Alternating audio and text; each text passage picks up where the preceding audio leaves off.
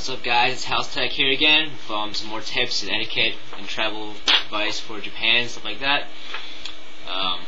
Today we'll be talking about arcades. I love arcades. I grew up in America, but I felt that the scene of arcades died around here. Like, you don't really see too many kids go to arcades. But when I went to Tokyo, it's just phenomenal. There's buildings with 5 floors of just arcades, just games everywhere. And they've gone so advanced in the games. They have MMORPGs linked by Wi-Fi, and they have memory cards that you can play and all this stuff like that. So once you go to Tokyo, you're going to be very overwhelmed by the amount of games and the amount of just technology they have. Now you're gonna run into two things. You're either gonna run to a pachinko place or an arcade. Look, here's the way to tell the difference. If you see more pachinko machines than arcade, or you see giant buckets of beads or ball bearings, that's a pachinko parlor, and you will not find arcades there. If you do, it's very few.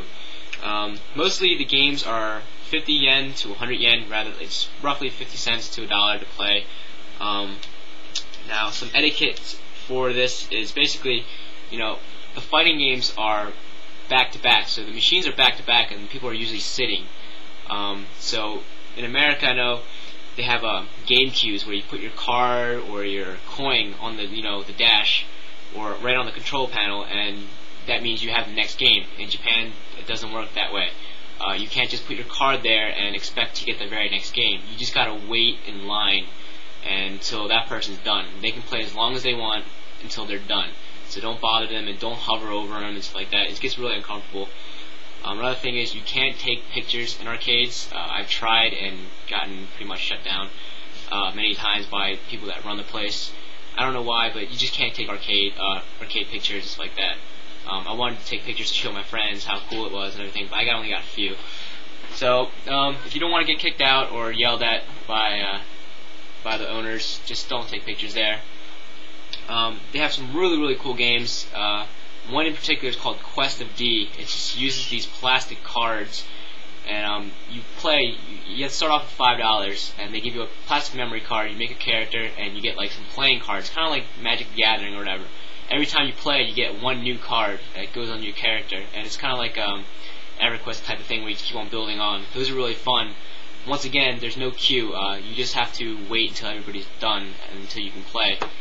They have many different games that are multiplayer, and it's just crazy. They have a pop idol game where you can create your Japanese pop idol. Tons of Guitar Hero games, drums, DJing games, DDR of course, and just crazy racing games like Initial D and stuff like that. A lot of places you are allowed to smoke and drink at the arcade. You can have a beer and smoke a cigarette while you're playing. They'll have ashtrays out for you. Just be sure not to spill anything. It's not okay to eat at the arcade though. Many arcades will have vending machines which have everything. They'll have pizza and French fries and ice cream and sodas in the vending machines. It's okay to drink while you're at the machines, but not to eat. You will get in trouble for that. Just don't do it. If you're smoking, try to smoke between games. You leave the cigarette in the ashtray too long, and if it's plastic, it melts, and it's kind of gross smelling. Let me see what other things I have going on here. They have crazy games which also involve cards and a giant table. You put the cards on the table, and basically you control whatever card that's on the table, and it moves on the screen, if that makes any sense to you. So say I'm playing Dynasty Warriors Tactics on this machine. You have a memory card, and you have a big flat panel in front of you, and you put your cards down, and your cards will appear on the screen, and you can move them around. I haven't really figured out how to play that. They have a Gundam version, also a soccer version. I usually stick to the fighting games, personally. Now, another thing you'll find in arcades is the Purikura photo booths. Those are really cool. For a lot of girls go to them. If you have a lot of friends, you can go and take pictures, stuff like that. Try to keep it under 5 people. They're very small. They're kind of at first they were complicated to work, but after a while you get used to them. They're all pretty much the same. Around every booth there's a section where you can like touch up the pictures and add smiley faces and art and graphics to them and glitter and whatever. If you're splitting the price with people, make sure you pick the sticker sheets that have all the pictures for everybody so you can share them. That's just the best way to go. You know, they have different sorts of games where like it's all hooked up on Wi-Fi, and you can like check out the master scoreboards and stuff like that. It's really cool. You can actually see people playing while not actually hovering behind them. They have an extra screen where you can look at people play. So rather than standing behind people, which gets really annoying, you can watch the main screen, which a lot of people do. There's another thing where some fighting games will have a one machine with two controllers next to each other. Now, that is for people who want to practice and play against the computer. Normally, when you play against other people, the machines will be back to back.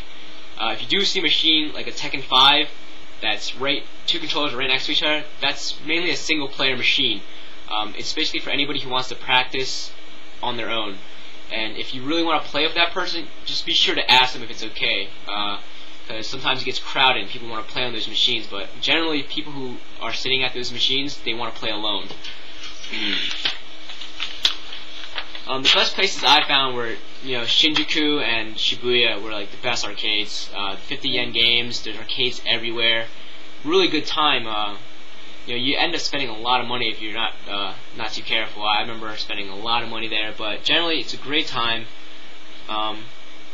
They have tons of games, from old school games to new ones. They have like, Bubble Bobble, Mario Brothers, and things like that. So, one of my favorite games is the racing games there. They have Initial D and things like that. The coolest feature about all these games is, a lot of them will have memory cards, and the memory cards come in or sold in a special machine that's usually at the front of the arcade. It's a card vendor. They're usually $3 to $5 for a memory card. If you want a Tekken memory card or a King of Fighters or Ghost Squad or anything like that, or Initial D memory card, you go to the machines, you put your 300 yen in, turn the knob, and a card comes out. And then you can go to the machine that whatever game it is. Say I got a Tekken 5 card. You can go to that machine, put it in, start up, and you make your profile. Basically, what it does is it keeps track of how many games you played, how many points you accumulated, and things like that. It's a really cool feature to have. And also, big arcades like King of Fighters and Tekken 5 will have booths where you can insert your card and customize your character. Depending on how many wins and how many credits you have on it, you can customize your character the way you want it to look. So that's a really cool feature. A lot of people don't know how to use it, but it's very simple. You just gotta have the card first. That's pretty much all in the arcades that I can really come up with right now. But stay tuned for other videos. This is Housetek. I'll talk to you later.